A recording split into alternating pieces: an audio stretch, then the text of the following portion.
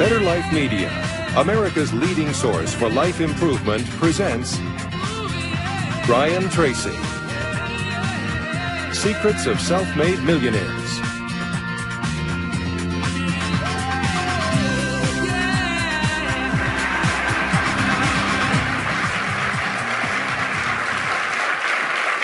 Thank you. Thank you. Thank you for being here. I have some good news for you. More people are going to make more money in the next few years than have been made in all of human history. In the year 1900, there were 5,000 millionaires in America. In the year 2000, there were 5 million millionaires. That's an increase of 1,000 times. Now, there was a leveling off in 2001, 2002. In the last 2 years, the number of millionaires has jumped 33%. It's jumped to 8.2 million millionaires in America, and virtually all of them are self-made, which means they started without a pot to you-know-what in or a window to throw it out of. And they've made it in one generation. When we look at the wealthiest people in America today, Warren Buffett, Michael Dell, of course, Bill Gates, Paul Allen, and the Walton family, all first-generation multi-billionaires. We have a $12 trillion economy today that is growing at the rate of $500 to $600 billion a year, and all that money is going through somebody's fingers, and your job is to make sure it goes through yours and some of it sticks. Is that a good goal for today? And my job is to show you how to do it. The good news is that all the answers have been found. Self-made millionaires have been studied exhaustively. They've been analyzed. They've been interviewed by the hundreds of thousands and millions. And what we know is exactly who they are and what they do and how they think and how they tick and the decisions they make and the things that they do and they don't do. And the wonderful thing is this: if you do what other successful people do, you eventually get the same result that they do. Now, some people say, well, I started off without any money and I don't have any money now. Well, join the crowd. Nobody's got any money. Most people are broke up until their 40s and 50s. So if you're broke today, you're just one of the gang.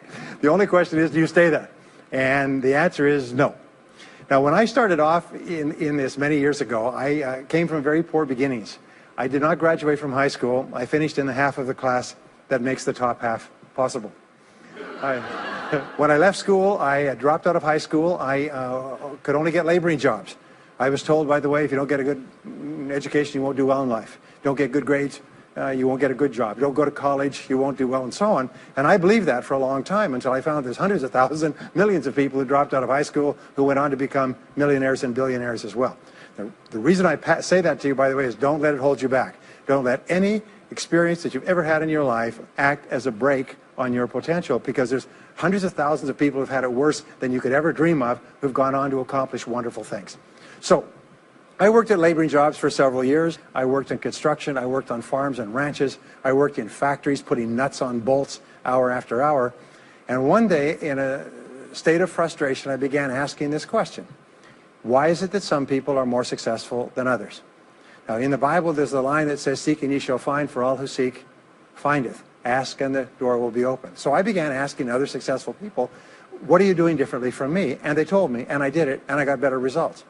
I got into sales when I could no longer get a laboring job, like many of you. And in sales, I noticed that one of the guys in my company was making 10 times as much as anybody else, and he was selling the same product out of the same office at the same price to the same people under the same conditions, and he was making 10 times as much as anybody else. So I went and asked him, what are you doing differently from me? And he told me, and I did it. Now, what I discovered, which changed my life and which brought us here today, is I discovered the law of cause and effect. The law of cause and effect, sowing and reaping, action and reaction, is the great universal or iron law of the universe. What it says is that everything happens for a reason, is that there are no causeless effects, is that even if we don't know what is causing the effect, we trace it back. It's the basis of the scientific process, of all medical research, of all marketing, of all business, is if you can define an effect that you want, you can trace it back and find somebody who at one time did not have that effect, and then find out what they did, and then do the same things, and you eventually get the same results. We say that success is not an accident. Failure is not an accident. Success leaves tracks. So if you just follow the tracks of other successful people, no matter where you're starting from, you eventually get to the same place that they get. Well, this was a shocker for me, because, and I learned later in psychology, by the way, that one of the two most important things we need to have to be happy and healthy is a sense of control, a feeling that we are in control of our lives, that things are happening for a reason, and a sense of coherence. a feeling that things fit together.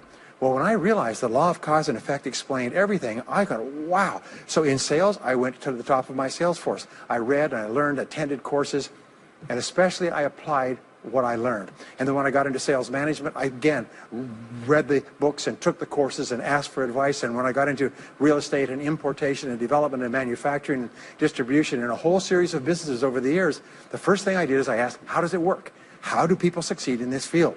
And then I buried myself and immersed myself. I spent hours and hours and hours studying, and then I did what the most successful people did. Interesting point. We say that nature is neutral.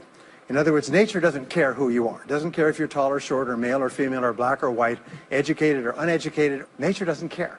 All that nature cares is that you do what successful people do. It's like making a recipe. Nature doesn't care if you follow a recipe. If you follow the recipe exactly, you get the dish. Nature doesn't care who's doing it. And that's the wonderful thing about our society. It's basically like justice. It's blind, is nature doesn't care. In fact, there are a lot of people who are not as smart and not as talented as you who are doing vastly better than you, not because they're better, but because they're just following proven success methods.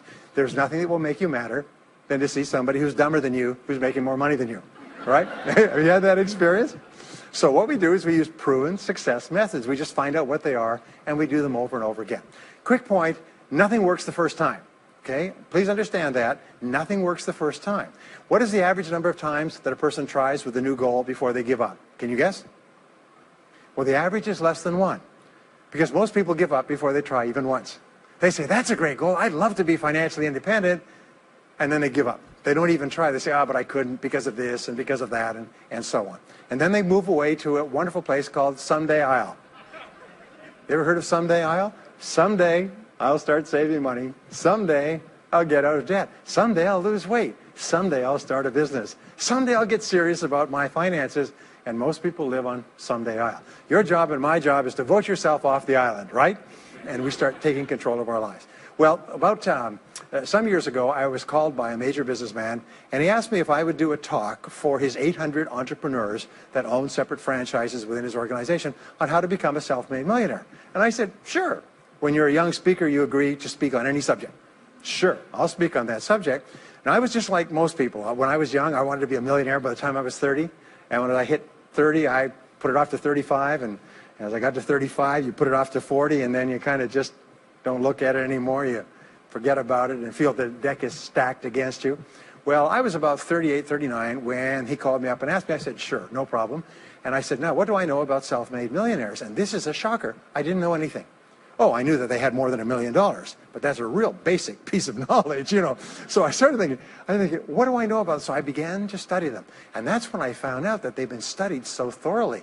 Is we know everything there is to know about them. They are a source of incredible fascination. And there's 50 years of research. So I began to read the studies and find out where they came from and what they did and how they thought and where they started and the decisions they made and the kind of people they were. One of the things that I learned, by the way, is that becoming a self-made millionaire is not the important thing. What is really important is the person you have to become a self-made millionaire. You have to become a totally different human being. One of my friends says that in order to achieve something you've never achieved before, you have to become someone you've never been before. And it's a really important insight, is the qualities that you need to develop, qualities on the inside to become a self-made millionaire, are incredible qualities that make you a vastly better person. Not only better in terms of character, determination, discipline, decision-making, strength, and so on, but they make you a far better person. They round out your character in a far better way. So the real payoff of becoming wealthy is not because you can eat more, because how many more meals can you eat? How many more clothes can you wear?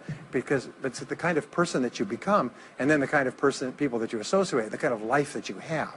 And so the things that we're going to talk about now, and I know that you're some of the smartest people in our country, so I'm going to give you these ideas very quickly, like dealing cards. What I found in my research is that there's a series of qualities that self-made millionaires have. If you have these qualities, your success is virtually guaranteed. And if you don't have these qualities, the qualities are learnable. Point number one is that all business or sales skills are learnable. All financial skills are learnable. If you can drive a car...